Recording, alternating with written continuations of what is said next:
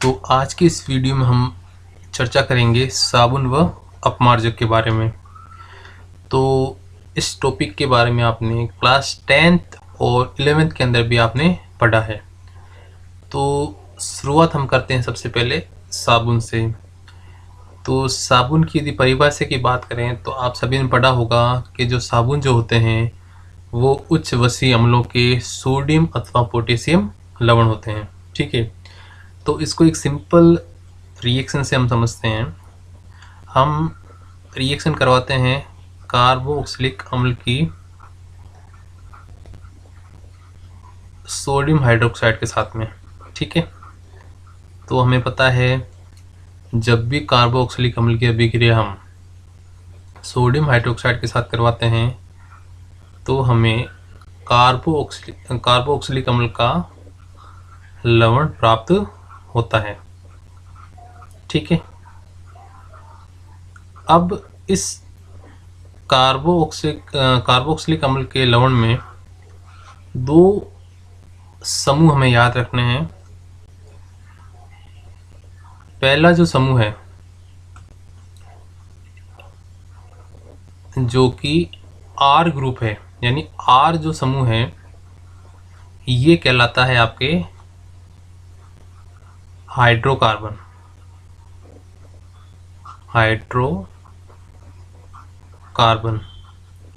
यानी इस वाले भाग में आपको कार्बन की श्रृंखला देखने को मिलेगी और इस कार्बन श्रृंखला के अंदर आपको मिनिमम कितने कार्बन देखने को मिलेंगे? 8 व 8 से अधिक कार्बन की श्रृंखला आपको देखने को मिलेगी। और आप सभी को ये भी पता है कि जो हाइड्रोकार्बन वाला जो भाग होता है इसकी नेचर कैसी होती है? अध्रुवीय, यानी नॉन पोलर होता है। यहाँ तक कोई दिक्कत है? अब इसका जो दूसरा पार्ट है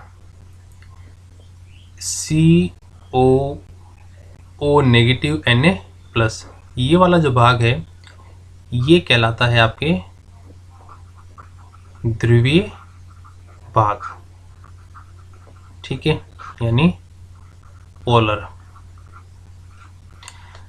तो ये जो कार्बोक्सिलिक अम्ल का सोडियम लवण हमें जो प्राप्त हुआ है इसकी जगह आप, यानी सोडियम हाइड्रोक्साइड की जगह आप क्या यूज कर सकते हो? Potassium hydroxide. तो हम कह सकते हैं कि कार्बोक्सिलिक अम्ल का सोडियम अथवा पोटेशियम लवण क्या कहलाता है? आपके साबुन। ठीक है, अब 2020 के अंदर एक क्वेश्चन पूछा गया है कि साबुनीकरण अभिक्रिया लिखिए, यानी साबुन बनाने वाली अभिक्रिया हमें लिखनी थी। तो साबुन बनाने के लिए हमें दो चीज़ों की आवश्यकता पड़ती है। एक तो हमें चाहिए फैट या ऑयल और दूसरा हमें क्या चाहिए? Sodium hydroxide. ठीक है, तो यहाँ मैंने ले रखा है ट्राइग्लिसराइड। इस ट्राइग्लिसराइड की अभिक्रिया जब हम सोडियम हाइड्रोक्साइड के साथ करते हैं तो हमें दो प्रोडक्ट प्राप्त होते हैं। पहला है ग्लिसरॉल, जिसे हम ग्लिसरीन भी कहते हैं, और दूसरा प्रोडक्ट हमें प्राप्त होता है जो है आपके कार्बोक्सिलिक अम्ल का लवण, जिसे हम क्या कहते हैं? साबुन। ठीक है, तो ये अभिक्रिया हमें अच्छे से याद रखनी है। तो इस अभिक्रिया को याद करने के लिए आपको ट्राइग्लिसराइड याद करना पड़ेगा। ठीक है, तो ट्राइग्लिसराइड को एक बार मैं लिख देता हूँ।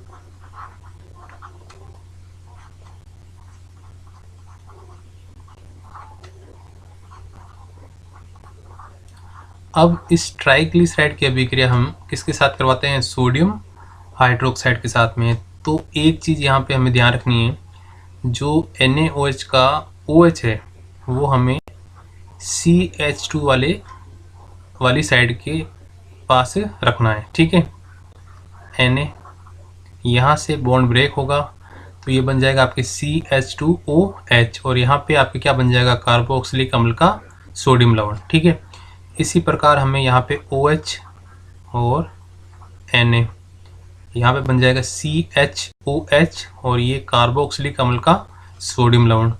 इसी प्रकार यहाँ पे हमें OH और सोडियम। ठीक है, तो यहाँ पे भी हमें OH यानी CH2OH और कार्बोक्सिलिक अम्ल का सोडियम लवण प्राप्त होगा।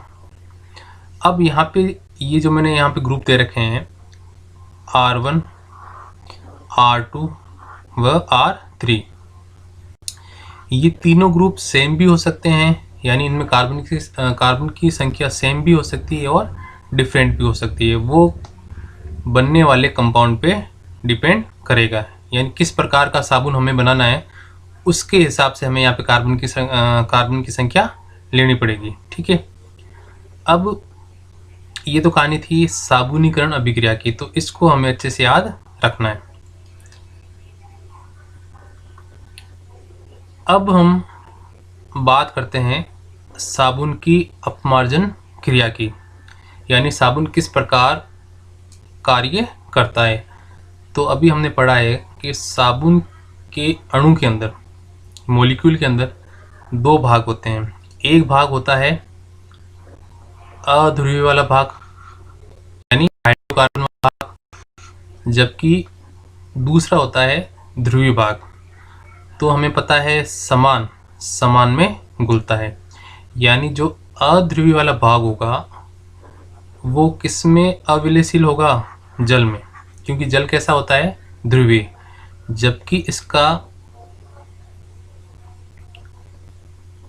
ये जो ध्रुवीय भाग है वो जल में कैसा होगा, विलय होगा। ठीक है, तो इसको आप शॉर्ट फॉर्म में इस प्रकार से भी बना सकते हो। तो ये अभी मैंने बताया था अध्रुवीय भाग होता है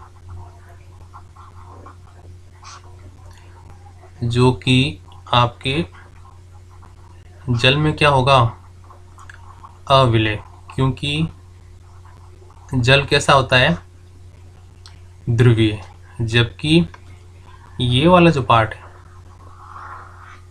ये कैसा होगा, ध्रुवीय यानी पोलर, और पोलर होने की वजह से ये कैसा होगा, जल में विलयशील होगा। ठीक है, अब हमें पता है कि जब हम साबुन की अभिक्रिया या साबुन को हम जब किसी ऐसे कपड़े पर अप्लाई करते हैं जिस कपड़े पर तेल की बूंदें लगी हुई है ना, तो आपको पता है जो ऑयल होता है ये क्या होता है, आपके हाइड्रोकार्बन। ठीक है, हाइड्रोकार्बन। अब जब इसके समीप में या इसके पास में जब साबुन का मॉलिक्यूल आएगा तो हमें पता है साबुन के मॉलिक्यूल में दो उसके भाग हैं, एक भाग है उसका अध्रुवीय और दूसरा है उसका ध्रुवीय भाग। तो ऑयल चूंकि हाइड्रोकार्बन है या हम कह सकते हैं अध्रुवीय भाग है, तो इस अध्रुवीय भाग की तरफ साबुन का कौन सा भाग जाएगा, हाइड्रोकार्बन वाला अध्रुवीय भाग। ठीक है, तो इसको मैं इस प्रकार से भी लिख सकता हूँ, इस वाली संरचना को हम जिगजैग रूप से भी बना सकते हैं। तो इस प्रकार से जो अध्रुवीय भाग होगा वो तेल की बूंद की ओर आकर्षित होगा, जबकि इसका जो ध्रुवीय भाग है वो इससे दूर होगा। तो इस प्रकार इस तेल की बूंद के चारों ओर साबुन के कई अणु एक तरीके से क्या बना लेते हैं, घेरा। ठीक है, इस घेरे को हम क्या कहते हैं, मिसेल। क्या कहते हैं, मिसेल। अब जब हम पानी का यूज करेंगे तो हमें पता है पानी कैसा है, ध्रुवीय है यानी पोलर मॉलिक्यूल है। तो उस पानी के साथ में जो कार्बोक्सिलिक अम्ल का O- वाला जो पार्ट है यानी ध्रुवीय भाग है वो क्या बना लेगा, हाइड्रोजन बॉन्ड। ठीक है, इसी प्रकार यहाँ, ठीक है। तो जब हम पानी का यूज करेंगे तो जो वाटर का मॉलिक्यूल है वो इस ध्रुवीय भाग को क्या करेगा, अपनी ओर खींचेगा। तो इस वाले भाग को जब ये पानी का मॉलिक्यूल अपनी ओर खींचेगा तो अध्रुवीय भाग भी किसको आकर्षित करेगा, इस तेल की बूंद को। ठीक है, तो कई बार हम जब पानी का यूज करेंगे तो इस पानी के साथ तेल की बूंद भी क्या हो जाएगी, उस कपड़े से अलग हो जाएगी। ठीक है, तो ये जो प्रक्रिया है ये क्या कहलाती है, साबुन का अपमार्जन। तो यहाँ मैंने लिख रखा है कि जब साबुन के विलयन में हम किसी तेली गंदगी युक्त कपड़े को डालते हैं तो साबुन के अणु गोलाकार रूप से एकत्रित होकर एक मिसेल का निर्माण करते हैं। इसमें अध्रुवीय जो भाग होता है वो तेलीय अशुद्धि की ओर होता है, जबकि ध्रुवीय वाला जो भाग होता है वो किसकी ओर होता है, जल की ओर। कपड़े को जल के साथ रगड़ने पर ये मिसेल कपड़े की सतह से छूट जाते हैं और प्रक्रिया को 2 से 3 बार दोहराने पर कपड़ा साफ हो जाता है। तो ये जो प्रोसेस है ये क्या कहलाता है, आपके साबुन का अपमार्जन। तो ये तो कहानी हमने पढ़ी साबुन की। अब हम बात करेंगे किसकी, अपमार्जक की। तो साबुन व अपमार्जक में केवल इतना फ़र्क है कि जो साबुन जो होता है वो कार्बोक्सिलिक अम्ल का क्या होता है, सोडियम अथवा पोटेशियम लवण, जबकि अपमार्जक जो होता है ये होता है आपके सल्फोनिक अम्ल का सोडियम अथवा पोटेशियम लवण। ठीक है, इतना आपको याद रखना है कि जो साबुन जो होता है वो कार्बोक्सिलिक अम्ल का सोडियम अथवा पोटेशियम लवण होता है, जबकि जो अपमार्जक जो होता है वो सल्फोनिक अम्ल का सोडियम अथवा पोटेशियम लवण होता है। ठीक है, तो यहाँ मैंने लिख रखा है कि जो अपमार्जक जो होते हैं वो लंबी श्रृंखला वाले हाइड्रोकार्बन, वो तो दोनों में कॉमन होता है, तथा सल्फ्यूरिक अम्ल या सल्फोनिक अम्लों के व्युत्पन्न क्या कहलाते हैं, आपके अपमार्जक। तो आपको तो इतना याद रखना है कि सल्फोनिक अम्ल के पोटेशियम अथवा सोडियम लवण क्या कहलाते हैं, अपमार्जक। तो इसमें एक एग्जाम्पल दे रखा है और ये एग्जाम्पल हमें अच्छे से याद रखना है, सोडियम डोडेकाइल सल्फोनेट, अथवा इसे हम क्या कहते हैं, सोडियम लोरिल सल्फेट। ठीक है, इसका व्यापारिक नाम क्या है, ड्रेफ्ट। तो कोई सा भी एक नाम याद रखना, या तो सोडियम डोडेकाइल सल्फोनेट याद कर लो या फिर सोडियम लोरिल सल्फेट याद कर लेना। ठीक है, तो कम से कम अपन को एक एग्जाम्पल इसमें याद रखना है। ये मैंने इसकी संरचना दे रखी है। अब बात करते हैं अपमार्जक के प्रकार के बारे में। तो जो अपमार्जक जो होते हैं ये 2 प्रकार के होते हैं, एक होता है ऋणायनी अपमार्जक और दूसरा होता है धनायनी अपमार्जक। तो सबसे पहले हम बात करते हैं ऋणायनी अपमार्जक की। तो इसमें हमें ज़्यादा डिटेल में नहीं जाना है, इसमें केवल हमें इतना ध्यान रखना है कि जो ऋणायनी अपमार्जक जो होते हैं इसके अंदर जो सक्रिय जो भाग होगा वो क्या होगा, ऋणायन। जैसे कि ये जो हमने एग्जाम्पल अभी हमने पढ़ा है सोडियम लोरिल सल्फेट। ठीक है, तो इसके अंदर ये जो वाला भाग है जिसपे O पे क्या है, आपके नेगेटिव चार्ज, तो इस नेगेटिव चार्ज की वजह से ये किस प्रकार का अपमार्जक कहलाएगा, आपके ऋणायनी अपमार्जक। ठीक है, और इसमें से क्वेश्चन पूछा गया है कि ऋणायनी अपमार्जक का नाम व सूत्र लिखिए। तो 2013 व 2015 के अंदर ये वाला क्वेश्चन पूछा गया है, तो हमें कम से कम इसका नाम याद रखना है, सोडियम लोरिल सल्फेट। और क्या होते हैं ऋणायन अपमार्जक? ऐसे अपमार्जक जिसमें सक्रिय भाग क्या होता है आपके ऋणायन होता है। ठीक है, अब हम बात करते हैं अगले अपमार्जक की, जिसका नाम है धनायनी अपमार्जक। तो ऐसे अपमार्जक जिसमें सक्रिय भाग आपको क्या मिलेगा? धनायन। ठीक है, और इसमें केवल आपको इतना ध्यान रखना है कि जो धनायनी अपमार्जक जो होते हैं ये चतुष्क अमोनियम लवण होते हैं। ठीक है, और इसमें आपको एक एग्जाम्पल ध्यान रखना है, सेटिल ट्राईमेथिल अमोनियम ब्रोमाइड। ठीक है, तो ये जो नाइट्रोजन जो है यहाँ पे ये क्या कहलाता है? आपके चतुष्क अमोनियम लवण। ठीक है, और ये क्वेश्चन भी पूछा गया है राजस्थान बोर्ड 2020 के अंदर कि धनायनी अपमार्जक का एक उदाहरण लिखिए। तो हमें एक उदाहरण याद रखना है, कम से कम नाम याद रखना है, सेटिल ट्राईमेथिल अमोनियम ब्रोमाइड। अब बात करते हैं अनआयनिक अपमार्जक की।